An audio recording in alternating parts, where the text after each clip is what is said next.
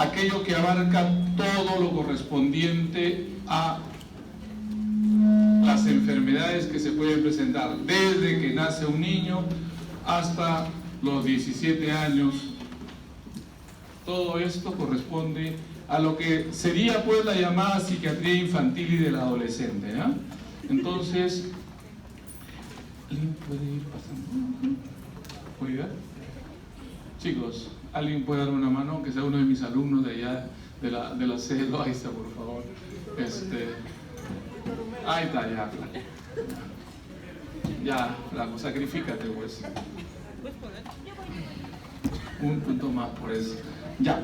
Entonces, quien les habla es el doctor Adolfo Vázquez, jefe del Servicio de Psiquiatría y Psicología del Hospital Loaiza. Entonces, chicos, miren, estamos viendo a un niño frente a un gato y él se acerca con toda la curiosidad.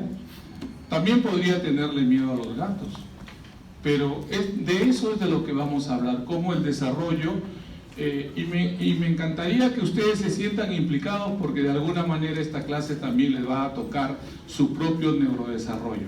Comenzamos, seguimos. Les decía que incluye desde el lactante, los niños y los adolescentes.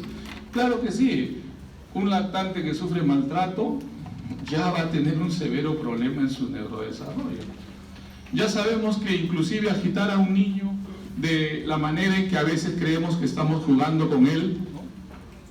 Lo alzamos y empezamos a agitarlo como si fuera lo alzamos y empezamos a agitarlo como si fuera una muestra de cariño, y sabemos que le estamos produciendo micro hemorragias por el golpe de la masa cerebral gelatinosa del niño contra la calota craneana. Bien, los niños mismos y hasta los adolescentes se supone pues que tienen derecho a ir al hospital del niño hasta antes de cumplir los 18 años. Seguimos. ¿Cuáles son los principios para acercarnos a entender a un niño en cuanto a su salud mental, en cuanto a los llamados trastornos del neurodesarrollo? Dada la amplitud del campo, solamente voy a mencionarle algunos de los que más aportaron a la comprensión de esto. Primero Gesell y la doctora Stella Chess, Margaret Mahler, Sigmund Freud, Piaget y Erickson. Veamos qué dice cada uno de ellos puntualmente. Lo veremos luego. Entonces, conocer los hitos del desarrollo del comportamiento normal es el primer criterio para poder saber luego qué es lo anormal. Segundo criterio: la historia clínica del niño debe completarse. Aquí vale todo, no solamente lo que nos diga papá, mamá, abuelitos, que a veces son los que se quedan con el niño y saben mejor que sus papás qué problema está teniendo. Pueden ser los hermanos, pueden ser los tutores, los profesores del colegio en el jardín inicial, pueden ellos también darnos verdaderamente información válida. Y todo esto da énfasis a la gestación y al parto, que es uno de los momentos más difíciles donde puede producirse un daño para el neurodesarrollo. Un criterio más es estar familiarizado con las guías actuales. Esto también es importante porque las guías van cambiando cada 10 años, chicos.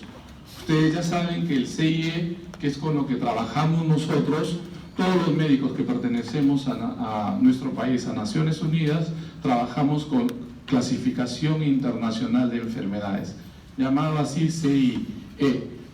10 porque estamos en la última y ese es el número de clasificación. Cuando se cumplen aproximadamente 10 años, todos los médicos, con todos los informes que se han enviado en ese campo, pueden replantear que un diagnóstico no está bien planteado, que lo saquen de la clasificación, pueden replantear que existen otros diagnósticos que no se conocían. Le doy un ejemplo. Cuando me formé para ser psiquiatra en la década del 80, trabajábamos con más o menos 800 diagnósticos dentro del CIE 7 de esa época. Ahora hay más de 2.000 diagnósticos en el CIE 10. Quiere decir que cuando nos formábamos para ser residentes de psiquiatría, había más de 1.000 diagnósticos que todavía no conocíamos y que iban a suceder. Lo mismo les va a pasar a ustedes. Al empezar su especialidad van a tener toda una clasificación con la que van a trabajar, y a través de los años que vayan pasando van a ver sus modificaciones. El DSM es para Estados Unidos solamente, pero es tan bueno que también lo tomamos como referente para poder aprender de la psiquiatría americana. Un ejemplo es que antes, les decía justamente, en el DS existía el diagnóstico de disritmia cerebral, o también le llamaban daño cerebral mínimo, pero ahora ya no existen esos diagnósticos. De niño, en la década del 60, sí me acuerdo que escuchaba que la gente hablaba de ¿qué tiene este pequeñito? Tiene disritmia cerebral. Ahora es una forma de decir que ya no es adecuada. Tendríamos que decir que tiene un déficit de atención con o sin hiperactividad. ¿Seguimos? Hay que saber también los antecedentes patológicos familiares, es decir, ahora que está de moda la depresión, si la madre ha sufrido depresión durante el parto, o durante la gestación, o en el posparto, o inclusive en el puerperio, es decir, la última etapa en que ella está en la lactancia plena, todo eso puede influir en el desarrollo del niño. No hay que considerar al niño como un adulto pequeño. No hay que tener la idea de que los criterios es como adaptarlos a un niño. No, el mundo de los pequeños es todo un universo diferente. Hay que verlos como ser en la plenitud de su desarrollo y sus capacidades según sus propias etapas, ¿no? Sabemos que el cerebro de un neonato puede pesar 350 gramos, pero al año y medio nomás casi ha triplicado. Y a los 7 años prácticamente ya pesa lo que le va a acompañar toda su vida el cerebro de un niño. Como ven, en esa parte prácticamente ahí, por eso se habla de crecimiento y también se habla de desarrollo o maduración, ¿no? Seguimos, chicos. Esta parte ya les toca directamente a ustedes. Miren, ¿cuáles son los mecanismos de defensa de un niño ante el sufrimiento? Los estudiosos de esta etapa, dentro de ellos la hija de Sigmund Freud, Anna Freud, los estudiosos como Abraham, hacían notar que el niño ante el sufrimiento de cualquier forma o índole desarrolla 3 mecanismos. De hecho, que ustedes tienen cualquiera de estos mecanismos. No nos podemos salvar porque hemos sido niños. Entonces, si el niño siente, y por eso mi hija me ha ayudado poniendo una imagen allí que pudiera representar lo que quiero transmitirles. Si el niño siente que la persona es demasiado autoritaria, demasiado violenta, es posible que se vuelva más sumiso. Pero la sumisión no es malo. Ningún mecanismo de defensa acá es mejor que el otro. Es lo que nos toca hacer en ese instante que hemos sido niños ante la autoridad del padre o de la madre. Uno puede ser la sumisión. Y el niño dice ahí obedece más por miedo, ¿no? Ciertamente que la obediencia, la sumisión, puede crear que al crecer nosotros con esta conducta que nos surgió de niños, también nos volvamos un poquito más dependientes emocionales. Y esto sí ya es un problema, ¿no? Si ustedes, chicos, se van dando cuenta que dependen mucho afectivamente, por ejemplo, de su pareja, entonces ya se pueden dar cuenta que han desarrollado ciertos mecanismos de defensa. El segundo criterio, el segundo mecanismo, y ya les dije que ningún mecanismo es mejor que el otro, es que un niño se puede tornar agresivo más bien, ¿no? Hemos tratado de poner ahí la figura de un niño como si estuviera diciendo no o oponiéndose, ¿no? Es decir, el niño en lugar de obedecer, desobedece. Inclusive si uno lo amenaza, el niño dice, te voy a pegar, uno le puede decir que para el primer niño el decirle te voy a pegar ya lo paraliza, pero en este caso no, a este niño le dice pégame, pues, pégame. Entonces se pone más desafiante, se pone más rebelde. Se dice que este tipo de niños que al crecer siempre están buscando independizarse lo más temprano de su casa, irse. El tercer mecanismo Chico sería la conducta que se puede entender como neutral, pero la palabra neutral es una forma de decir nada más como mecanismo, en la que el niño parece, y por eso he puesto la palabra parece frío, parece indiferente, y he tratado de ubicarlo con la imagen inferior del pequeño, en la que pueda él decir, este tipo de niños siempre guardan su distancia. Suena feo porque hay algo que esté muy acá, más allá. ¿Sí? En este caso, el niño parece frío o indiferente o siempre toma distancia. Es el típico niño que si siente que el papá está entrando y él está en la sala viendo televisión, prefiere subirse a su cuarto. Les debe pasar a alguno de ustedes, ¿no? ¿Sí, hijo? El mecanismo de defensa aprendido, hijo, puede acompañarte toda la vida. Puede acompañarte toda la vida.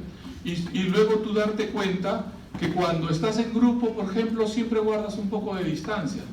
Hasta cuando se toman una foto, hijo, tú vas a ver siempre a alguien que se pone lo más lejos posible del grupo. Y uno tiene que decirle, oye, acércate, hombre, acércate. ¿Por qué? Porque al niño que tiene este mecanismo, por ejemplo, tú lo ves a los pequeños bailando o jugando con la fiesta infantil, y los papás le dicen a su pequeño, hijito, anda, juega con ellos o baila con ellos, y él dice, no, yo voy a mirar nomás. Entonces aprende a mantener una cierta distancia. Indudablemente que al crecer, este tipo de personas, niño o niña, no estamos haciendo cuestión de género, siempre le cuesta mucho acercarse, integrarse a los grupos, tiene que sentirse demasiado en confianza para poderse abrir un poquito más. ¿Se comprende? ¿Sí? Y bueno, un ejemplo decía allí que si estos tres, supongamos que fueran tres los hermanitos, si ustedes han tenido dos hermanos, pues ya son tres, y luego se enteran que el papá alcohólico, un papá que los ha hecho sufrir a los tres y que cada uno ha desarrollado un mecanismo diferente, si le avisamos al niño sumiso que su papá alcohólico, estando borracho, se ha caído en el parque, ¿qué creen que va a hacer él? De hecho, ¿qué creen que va a hacer él? ¿Qué decías, hijita? ¿Deja qué?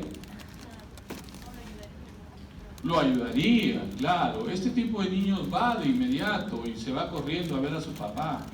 Porque independiente que le tenga miedo o que él va a ir a apoyarlo y posiblemente lo traiga a rastras o como sea, posiblemente si puede le calienta algo. Es decir, tiene una actitud de este tipo. ¿Qué creen que va a pasar si el niño que ha desarrollado el segundo mecanismo preferentemente se entera que su papá se ha caído en el parque y está ahí tirado? ¿Qué creen que va a decir, hija? ¿Tú qué decías? No hace nada. Simplemente dice, no solo no hace nada, puede que le diga que se friegue, pues, ¿no? ¿Para qué se ha tropezado allá? Porque él está desarrollando mucha violencia. Inclusive he tenido chicos de 13, 14 años que practican estas artes marciales mixtas o todo esto que es jiu-jitsu, en fin. Y yo le preguntaba, ¿y para qué te gusta practicar tanto eso? Quería saber, ¿no? Me decía, porque le quiero pegar a mi papá. Pero todavía no puedo porque es muy agarrado mi papá, ahora me ganaría todavía. Si ya están calculando a qué momento están listos para poder enfrentarlo, ¿no? ¿Qué pasaría con el tercer niño si le dicen tu papá se ha caído, está afuera en el parque? ¿Qué creen que pasaría? Él igualmente, si está viendo televisión, seguirá viendo televisión. Si se sube a su cuarto, sube a su cuarto. O sea, mantiene siempre su aparente frialdad. Se comprende que no es un niño frío. Ojo, chicos, ¿ah? Son solo mecanismos de defensa ante el sufrimiento. Así que cada uno de ustedes tiene un desarrollo. Si quieren me dicen cuál es su mecanismo preferente. Tú, hijita, ¿cuál es tu mecanismo preferente? A ver. Sobrejuego por la confianza. ¿Cuál? ¿Cuál de los tres es el que más has desarrollado en tu vida? ¿Ah? Yo podría decírtelo solo mirándote, pero es mejor que tú lo digas. ¿Ah? Escoge pues uno. No se puede tener todos. ¿Tu hija? Neutral. trata siempre de mantener una cierta distancia, te cuesta ir. Está bien, está bien. ¿Tu hijita? ¿Tú crees mi alumna? A ver, dime. Creo que sumisa, pero no por miedo. ¿Crees que sumisa, pero no por miedo, sino por...? Porque ya me he criado así, como que dependiente, digamos dependiente a mis padres. Y ya, bueno, puede ser. Por lo que fuera, uno va aprendiendo mecanismos, hija. Por lo que fuera, uno aprende. Es imposible salvarse. Ahora, ¿qué es lo maduro? Suponte, hijo, ya tienes, ahora tú has crecido y ya eres papá. ¿Qué le dirías a tu hijo? Suponte que le dices que le están pegando en el colegio. ¿Qué te corresponde?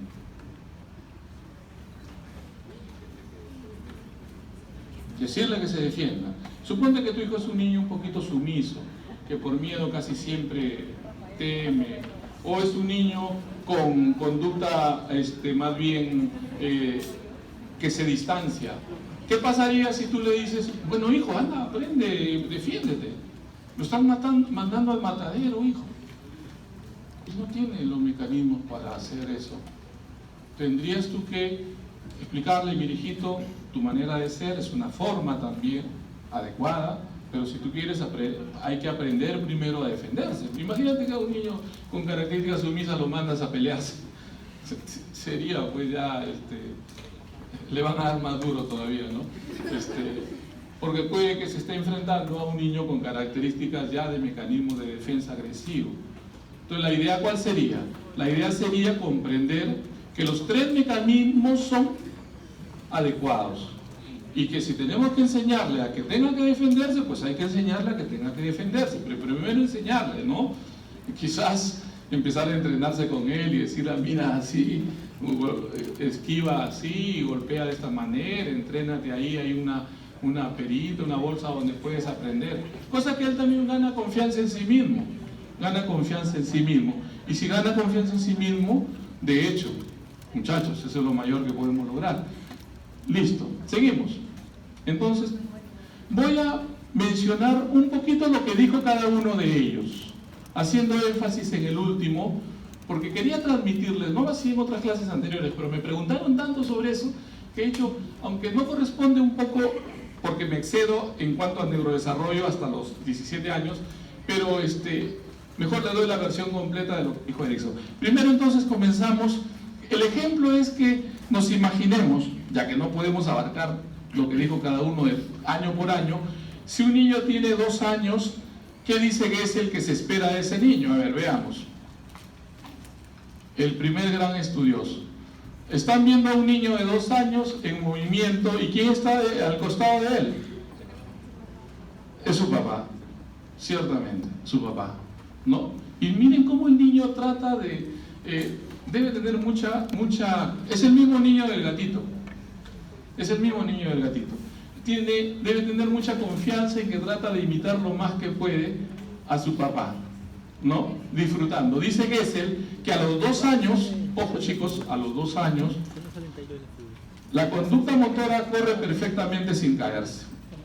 Claro, si tiene pie plano se va a caer, pues, pero eso es otra cosa ya, ¿no? Dice Gesell que da patadas a balones grandes, ya puede hacer, se nota que el niño comienza a correr y patear balones incluso más grandes. Que sube y baja las escaleras solo. Y en cuanto a sus conductas adaptativas, dice que construye torres, como por ejemplo de 6 cubos, imita trazos circulares y verticales, y comienza el famoso uso del no. Seguimos. ¿Qué dice Margaret Mahler?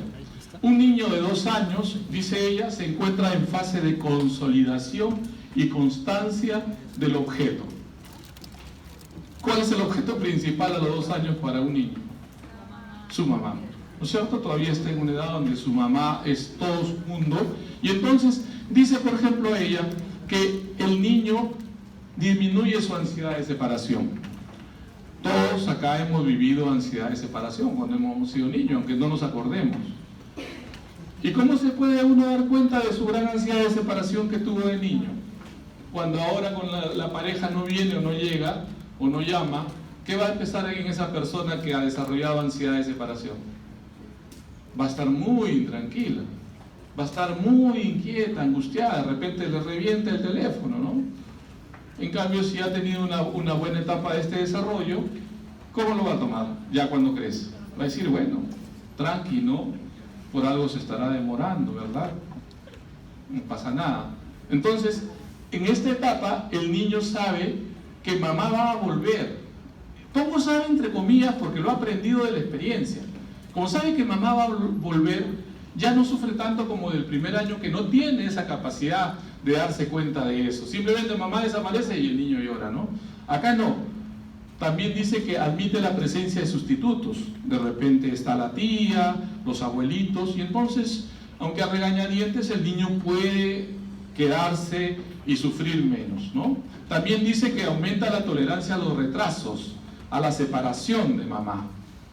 Decíamos que nos pasa luego cuando crecemos, que si la pareja tarda, uno puede, de acuerdo a lo que ha desarrollado en estas fases, angustiarse mucho o tomarlo con la mayor tranquilidad. También dice que tiene capacidad de resolver crisis y recibir gratificaciones, ¿no? Entonces ya el niño entiende, a veces mamá regresa, le trae una galleta y es doblemente feliz, ¿no? Por la presencia de la mamá y por la galleta. Seguimos. Sigmund Freud consideró que un niño de 2 a 3 años está en lo que él llamaría fase anal, entendiendo que la primera fase, ¿se acuerdan cómo se llamaba? Oral, ¿no es cierto? Perfecto. Fase oral. Y llamaban que era oral sencillamente porque en el primer año del desarrollo la boca es Freud consideraba que la boca es el objeto más intenso del placer del niño, ¿no? Ya que es el órgano de la succión por excelencia y el que le va a permitir comunicarse directamente con el pezón de la mamá.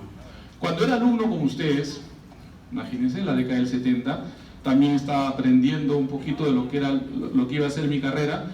A nosotros nos enseñaban que el niño se chupaba el dedo más adelante cuando está nervioso porque era una rememoración de la succión de la lactancia. ¿Se comprende? ¿Sí?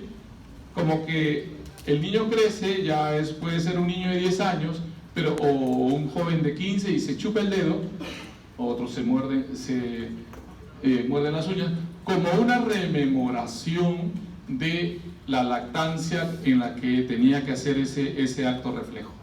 ¿Qué les parece ahora a ustedes, que son más modernos, que tienen más conocimiento que lo que tuvimos nosotros en esa época? No sé, ahora nos damos cuenta que estábamos cerrados, lo que nos enseñaron nuestros viejos maestros. ¿Qué es lo que ahora se comprende? ¿Qué se comprende ahora si el niño o un niño de 10 años se chupa el dedo? ¿Será por un efecto de recordar la succión que tuvo de bebé en el primer año? ¿Qué les parece, chicos? Una idea. ¿Hasta quién participó por efecto? ¿Qué te parece? ¿Por qué dices no? ¿Cuál sería la posible comprensión? ¿Qué dice? ¿Algo? ¿Por qué un niño? ¿Es por la lactancia del primer año que vuelve a hacer efecto de succión? Porque definitivamente pues en esa época se usaba mucho el famoso chupón, ¿no? El niño te lloraba, le chupaban el chupón, entonces el niño empezaba a succionar. Pero ya se sabe que no es por la lactancia, ahora se sabe, la tecnología nos lo permite ver. El niño se chupa el dedo desde que está intraútero, ante estados o situaciones de estrés. Entonces ya tenemos una idea que es un aprendizaje increíblemente de más atrás todavía. Y claro, se refuerza con la lactancia y luego puede también quedar en la conducta de alguno de nosotros. Entonces, se planteaba que en esta fase, estamos entre 2 a 3 años, ya no la oral sino la anal, uno tiene que adquirir el control de los esfínteres. Y según Freud, esta fase es fundamental para que la persona adquiera, de acuerdo al tipo, dice el de madre. Si le toca una madre muy exigente, el niño se puede poner muy, pero muy estresado en relación a esto, ¿no? Lo veía en mi nieto es el niño del gatito, me decía, abuelo, yo no quiero sentarme ahí. Y nos preguntábamos con su papá y su mamá, papá, ¿qué hacemos? Me dice él. Yo le digo, ay, me gustaría que crezca un poco libre, ¿por qué no esperamos un poco? Porque antes, a mi generación, no sé la de ustedes, pero a mi generación era te sientas ahí, te ocupas y se acabó, ¿no? O sea, no había, mamá mandaba y no había nada que refutar. Y claro, nos hemos esperado un poco, pero ¿qué va a suceder? Va a suceder que el niño puede, yo le preguntaba, ¿y por qué no quieres sentarte? Tengo miedo, me decía, tengo miedo. Ah, excelente, tienes miedo. Entonces vamos a tratar, cuando ya te sientas un poquito más tranquilo y seguro, te darás cuenta que no pasa nada. También tu papá lo ha hecho, yo también lo he hecho, yo he tenido que aprender a sentarse, pero es posible que para ellos el acto no sea tan simple. Entonces, seguimos. Piaget considera que un niño, Piaget practicó por si acaso con sus propios hijos. Él mismo lo cuenta. Piaget no es que se puso a observar niños en un colegio, nada. Él hace toda su gran teorización, que viene a ser hasta ahora insuperable en cuanto al desarrollo de pensamiento, en sus propios hijos, ¿no? Y puso pues que un niño de 2 años está en fase preoperacional, llamada así, que es más egocéntrico en el sentido que todo se refiere a él y que tiene pensamiento mágico, ¿no? Pensamiento mágico. Si le decían al niño que la luna es un queso o qué sé yo, cualquier cosita que usted ve que jugamos con un niño de esa edad y él no lo cree, ¿no? No lo cree. Bien, ahí tenemos a una niña que está un poquito dentro de esa actitud, posiblemente. Me encantó la foto porque representa pues que está en el mundo de su fantasía, ¿no? Por último tendríamos a Erik Erikson. Entonces, chicos, les voy a desarrollar rápido, espero ser intenso y didáctico, a Erikson, porque creo que vale la pena para ustedes en cuanto también al desarrollo de su personalidad. Erikson planteó que una buena resolución del vínculo madre-niño desarrolla en él, en el sentido positivo, la confianza básica. Y esto dice él, recuerdan que lo conversábamos con el grupo hoy día, el primer año, chicos. Y uno dice, pero ¿cómo va a ser eso? Es demasiado temprano, yo ni siquiera me acuerdo. Claro, pero el vínculo está, el vínculo está. Imagínense que nos toca una mamá que a la hora que lloramos de hambre, corre presurosa, de inmediato, y nos carga y nos dice, pues, ay, hijito, seguro estás de hambre, estás mojadito, vamos a ver, nos revisa, si estamos mojados nos cambia rápido, luego nos amamanta con todo el cariño que puede, dentro de sus obligaciones. Hay gente que inclusive, pues, no solo amamanta, acaricia también la cabecita, le canta. ¿Creen que se puede hacer esa base? Mire, estamos en etapa casi sensoria, nada más que de sensaciones. Sin embargo, plantea el neurodesarrollo ericksoniano que en este vínculo se resuelve y el niño a partir de ahí va a tener confianza básica en sí mismo. Es decir, sabe que sea como sea, siempre las cosas le van a salir bien. Imaginemos al revés, que el niño está llorando, o ustedes lloran, y mamá, sea porque les tocó una mamá demasiado ocupada, tiene que hacer una cosa, tiene que hacer otra, no llega nunca. Y si me imagino yo, seguiría llora, esperando que... Porque al final el llanto es una comunicación, ¿no es cierto? Lloro porque quiero que venga. Es mi única forma de llamar. Pero mamá no llega. O si mamá es un poquito atolondrada, llega fastidiada. Muy fastidiada porque no le estamos dejando hacer sus cosas, porque la interrumpimos, porque no tolera el ruido y es poco sensible al... Bueno, por lo que fuera, llega mamá muy fastidiada. ¿Y cómo creen que nos va a dar de mamar? Estresada, fastidiada, irritable. Y cuando trata de acomodar, no sé si ustedes han visto a la mamá, primero tiene que acomodar y casi enseñarle al bebé a... Esto no es cuestión de acercarlo nomás al pecho. Algunos niños, bebitos, al comienzo no saben bien cómo hacerlo y a veces presionan más de la cuenta y le hacen doler.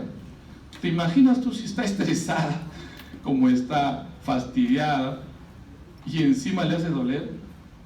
Te va a dar de mamar, pero con una cólera infinita. Bueno, pues chicos, se dice que la resolución negativa hace que esa persona, ese niño, siempre tenga desconfianza básica a través de la vida. Créanlo o no, revísense a sí mismos, qué es lo que tienen, qué emoción los acompaña al respecto. En el segundo año, dice Erickson que la resolución adecuada de esta edad, de este año, que incluía el aprendizaje de cierta independencia, de ir al baño, ocuparse, ya no ensuciarse en el pañalito, que puede resultar muy gratificante. Erickson plantea inclusive que el origen de los ahorrativos o de los gastadores, ¿no?, está acá, ¿no? ¿Se comprende? ¿Cuál sería la asociación? ¿A quiénes va a llamar los ahorrativos? Lo que todo lo juntan, lo que no. Siempre el origen de los acumuladores, que no se desprenden de nada, guardan periódicos, fotografías viejas, todo. No, para ellos es importante. Está acá, en este año. O de los que no pueden tener plata en la mano porque se la gastan de inmediato. ¿Cuál sería el vínculo, chicos? No sé si lo pueden decodificar al segundo año. ¿Alguna idea?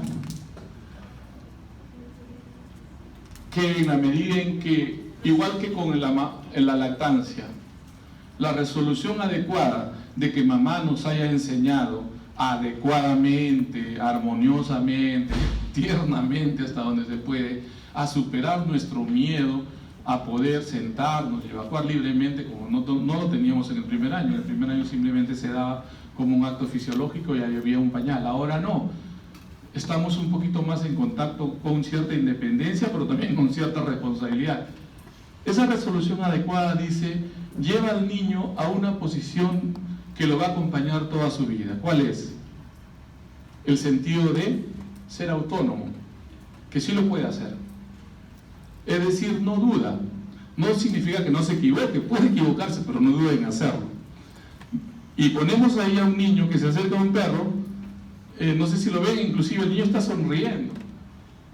Y no es fácil acercarse a un perro así nomás, que es, incluso si se levanta ese dálmata, es el doble de ese pequeño, pero él se acerca nomás. Hay un sentido de autonomía versus el sentido de inseguridad. Cuando a veces nos han enseñado a gritos, nos han enseñado con amenazas, o nos han dicho palabras duras, cochino, no sabes, estoy cansado de ti, siempre te ensucias, fuera de lugar, en fin. Uno comienza a aprender a tener vergüenza. Uno comienza a aprender a dudar. ¿No? Porque, ¿qué pasa? Porque la acompañas en su dolor. No, y todo puede mejorar, hija. Seguimos. Entonces, ¿qué dice Erickson? En el tercer al quinto año, aquí ya empieza a ampliar un poquito, ¿no?, que sería correspondiente con la fase genital freudiana. En el tercer al quinto año dice que hay el niño que resuelve adecuadamente su fase de esta etapa, desarrolla iniciativa. Aquí comienza ya el aprendizaje de la iniciativa. Él plantea que acá surgen los líderes, las personas que tienen esa tendencia al liderazgo natural, ¿no? El líder espontáneo. ¿Por qué? Porque en esta etapa ya es un poquito el colegio jardín, el aprendizaje cognitivo de ciertas cositas, el aprendizaje afectivo, la madurez psicosexual. Le decía que estábamos en la etapa de la genitalidad según Freud, pero la no resolución adecuada hace que el niño más bien se inhiba, teniendo siempre miedo a los demás, como miedo a ser criticado, como miedo a no ser lo suficientemente capaz. Y plantea que es en esta etapa donde se forma la llamada conciencia moral. Conciencia moral. De 6 a 12 años, no sé si... Pueden pasar la siguiente para ver si... Acá está. De 6 a 12 años, que es la etapa que más o menos correspondería a la primaria, psicosexualmente, freudianamente correspondería a la etapa de latencia, ¿no? Como que es una etapa donde no es muy notorio la psicosexualidad del niño. Se plantea que en esta etapa que da inicio a la vida escolar propiamente de la primaria y por lo tanto del aprendizaje sistemático, si este aprendizaje sistemático se hace asociado a un sentimiento lúdico, Entonces todo va a ser positivo, pues, ¿no? ¿Se acuerdan de que a fines del siglo pasado Naciones Unidas para la Educación, es decir, UNESCO, creó una comisión? ¿Se acuerdan? La comisión Jacques Delors, para replantearse qué ha sido lo malo de la educación en el siglo XX y qué es lo bueno que queremos del siglo XXI para la enseñanza. Jacques Delors convoca a las grandes eminencias de la educación de todos los países del mundo para dar sus opiniones y crean los famosos los 4 conceptos de la educación para el siglo XXI, que es en la que se han criado ustedes. Estoy segurísimo que sus colegios implementaron todo ello, más los colegios particulares, porque tenían mejores posibilidades de implementar. ¿Cuáles eran los conceptos de ello? El primero, aprender a aprender. ¿Se acuerdan? Por ahí lo habrán escuchado. Aprender a aprender. El segundo, aprender compartiendo, en grupo.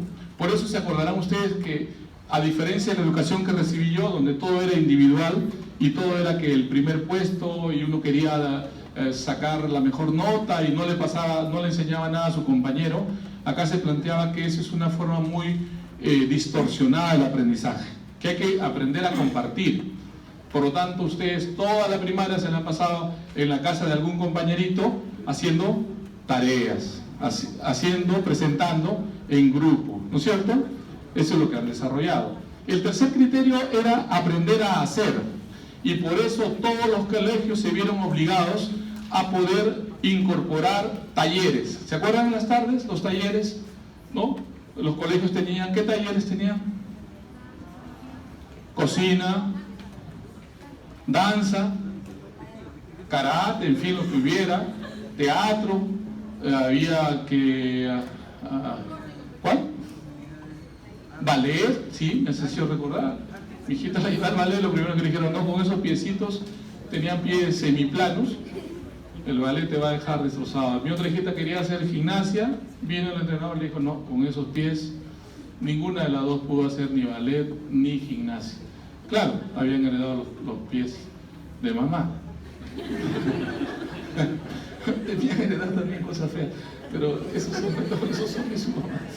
Bueno, entonces, chicos, en esta etapa, la resolución lleva a que la persona se sienta muy capaz, muy competente, versus eso terrible. Peor si mamá nos compara, que mira que tu hermano es más inteligente que tú, o mira que tu primo saca mejores notas y uno quiere matar a la mamá por haber dicho eso. Y es verdad, porque está hiriendo nuestra autoestima, está haciéndonos sentir inferior, no competentes. ¿Seguimos? De 12 a 20 años, Erikson plantea que aquí se va a desarrollar ya plenamente, acuérdense de las hormonas, todo el componente psicosexual, todo el componente social. Se dice que para el adolescente los amigos son más importantes que la casa, ya puede estar afuera en la calle, saliendo cada rato. Ideológico, empieza a tener criterios de lo que a él le gusta o incluso lo que le gustaría hacer.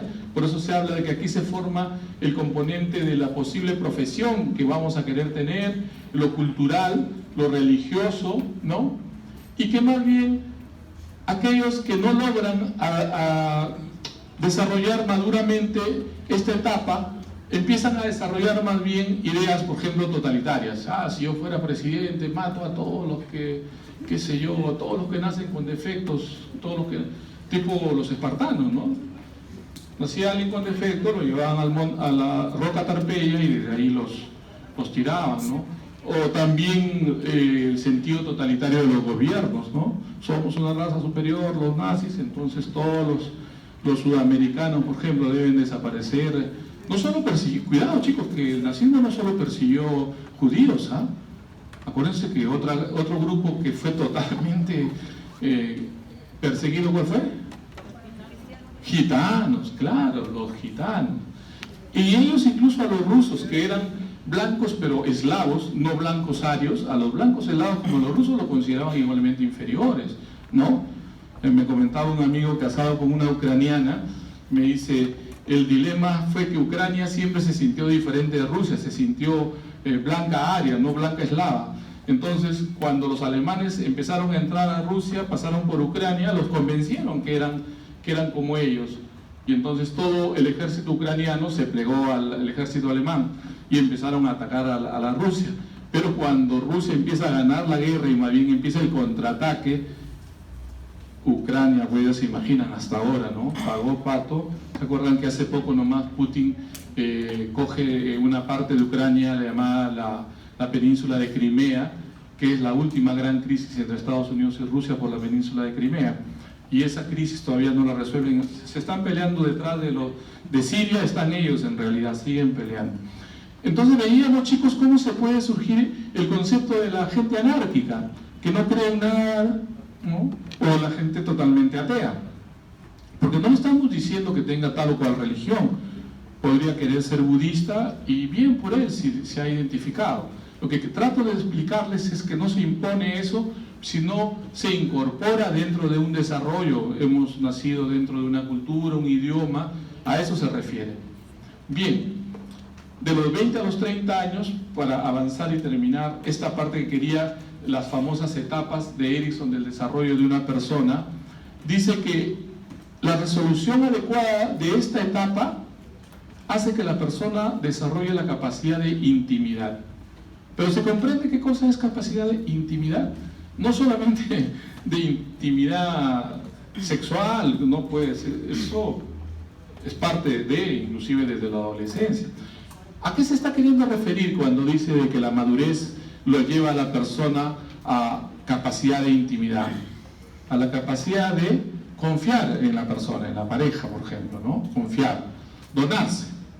Es decir, ha madurado lo suficiente para tener esa capacidad. Le decía, no solamente de desarrollo una relación sexual saludable, sino capacidad de confiar y donarse. No solo a una persona, puede ser a grupos sociales. Hay gente que entra a un grupo determinado, a ver, ayúdenme qué grupo puede ser, y Boy Scout creo que ahí ya no se da, sería más niñito. Entra a un grupo determinado, puede ser que a un grupo religioso, X, y se siente bien y trata de cumplir con con capacidad, dice, de fidelidad y compromiso. Pero la no resolución adecuada hace que la persona tienda a aislarse. Por ejemplo, no pensar en casarse, que también es una posibilidad humana. La idea es qué lleva a esa persona a no querer tener pareja, ni casarse o no tener hijos. También hoy día yo le preguntaba a los chicos de mi grupo si piensan más o menos tener hijos o no, y me llamó la atención que de 7, 2 estuvieran diciendo que no. Aislamiento afectivo, distanciamiento, exclusividad. Exclusividad no en el sentido de exclusivo, sino de excluir, de alejarse de los demás, ¿no? Como si su mecanismo de defensa, ¿cuál hubiera sido su mecanismo de defensa de este tipo de personas siendo niños? Si le seguimos la huella, ¿qué tipo de defensa sería? Más neutrales. Mantienen su distancia y ahora la reafirman su distancia. No quiero saber nada con nadie, ¿no? Reafirman. Entonces ustedes, a través de lo que estamos exponiendo, pueden ir siguiendo cómo fue desarrollando la madurez de una persona, incluso la madurez de ustedes. ¿Seguimos? De 30 a 50 ya se plantea pues propiamente la edad de la productividad versus el estancamiento, el desarrollo de la creatividad para el trabajo, el desarrollo de los vínculos familiares, posiblemente se hayan casado, inventiva, ciencia, tecnología, con toda la capacidad de cuidado y responsabilidad, ¿no? Versus personas que no llegan a eso. Y uno los ve, ¿no? Uno los ve. Hay pseudo-intimidad. ¿Qué significa? Que en realidad pertenecen a grupos, pero no se identifican con ellos. No se donan ni confían. Es bueno pertenecer para tener un lugar en la vida. Generalmente tienden a negar tener hijos, rechazar a los demás, apegarse a sus rituales, ¿no? A mí me gusta tal cosa y no cambio. Depresión generalmente es muy frecuente en ellos, porque no dan el paso del yo soy a nosotros somos, ¿no? ¿Seguimos? Y ya bueno, después de los 50 años, estamos por acá chicos, en esa época era después de los 50, ahora se plantea después de los 65, el concepto de integridad versus desesperación. Es decir, en un primer caso la gente acepta su historia como le tocó, ¿no? Integración emocional, vivencia del sentido de amor no solamente a sí mismo, no solo a su familia, sino da gracias por el todo, y aceptación de las nuevas generaciones. Estas son las personas que generalmente dicen a los chicos: qué bueno, que ustedes nos van a superar, ustedes son mejores que nosotros. Versus el otro viejito, ¿no? Que más bien critica, dice: no, en mi época éramos diferentes. Bueno, si alguien habla así, representa que en realidad tiene mucha infelicidad, ¿no? No está viendo a los jóvenes como que van a ser la generación creativa mejores que la nuestra, sino siempre lo está viendo con desesperanza, con dogmatismo, es decir, ideas prejuiciosas, con coerción, es decir, no quieren imponer lo que a ellos les pareció que fue bueno, sin abrirse a la posibilidad de que hayan estado equivocados, con temor, mucho temor a la muerte, mientras que los otros lo toman con sabiduría, como parte de la vida. Listo, chicos, avanzamos. Entonces, quise completar de los 5 grandes líderes del neurodesarrollo. He tomado a uno de ellos, creo que el año que viene tomaré a otro y les completaré. Bien, seguimos, hijo. Creo que viene la otra parte de las discapacidades intelectuales. ¿Pregunta? ¿Sí? ¿Por qué es el ateísmo una confusión de errores? Perdón, hijo, no comprendo bien. Una parte está puesto que entre 12 a 20 años en la confusión de errores del ateísmo. ¿Por qué sería el ateísmo una confusión de errores? Ya, Erickson plantea, estoy hablando de Erickson, hijo, ya, Erickson plantea que la persona que no tiene, sigue la línea. Primero, no tiene una confianza básica, el primer año. Segundo, no desarrolla autonomía. El segundo año era autonomía versus dependencia. Tercero, la etapa subsiguiente, ayúdenme chicos, ustedes lo han tenido ahí para no regresar. ¿Cuál era? Iniciativa versus inhibirse. Tiende luego entonces a no creer en nada. ¿Pero por qué no? Porque no ha aprendido a confiar. No está diciendo de que una persona netamente inteligente pueda decidir ser ateo de acuerdo a lo que ha desarrollado su cultura. No, hijo, no. Lo decía dentro de ese sentido. ¿Me comprendes? Por ejemplo, toda la cultura del siglo pasado estuvo impregnada de todo lo que era ideas marxistas. No te olvides que cerca de 50 países pertenecían al bloque socialista de la Rusia, que ahora se ha fragmentado en muchos países, en múltiples.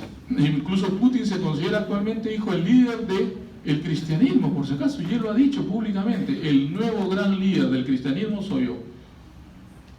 Casi un cruzado medieval. Y acuérdate que las iglesias rusas, si las han visto a veces por la televisión, ahora que viene el mundial, están en el esplendor más increíble en cuanto a su nuevo desarrollo versus la época en que se consideraba, en el marxismo de la ex Unión Soviética, hijo, se consideraba que la religión era más bien el opio del pueblo y que había que extirpar todo eso de la manera más radical posible. Inclusive si alguien se planteaba como un creyente en esa época, ¿no?, se le consideraba pues como una especie de retrasado en relación a la nueva generación. Entonces te estoy dando los criterios que Erickson desarrolló para llevar a esa concepción, ¿sí?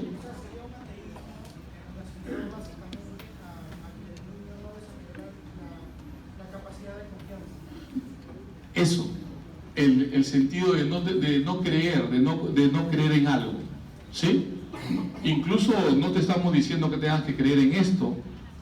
Si tú dices, no creo, a mí no me gusta esta forma, pero creo en esta otra cosa que me parece más convincente, estás desarrollando capacidad de confianza y poder decidir con respecto a eso. ¿Se comprende? Cuando digo ateísmo, no me estoy refiriendo, quizás la palabra ateísmo, bueno, él la puso, así que yo la pongo, pero te la explico. ¿Sí? ¿De acuerdo? ¿Algún criterio más? Escepticismo, ¿ya? El esquepsis. Esquepsis significa examina, ¿no? Es decir, los escépticos decían, yo no acepto nada hasta que no lo haya examinado todo. Claro, entonces el escéptico no acepta pero no acepta porque primero quiere examinar todo, ¿sí? En las discapacidades intelectuales, chicos, estamos viendo ahí a un niño Dan,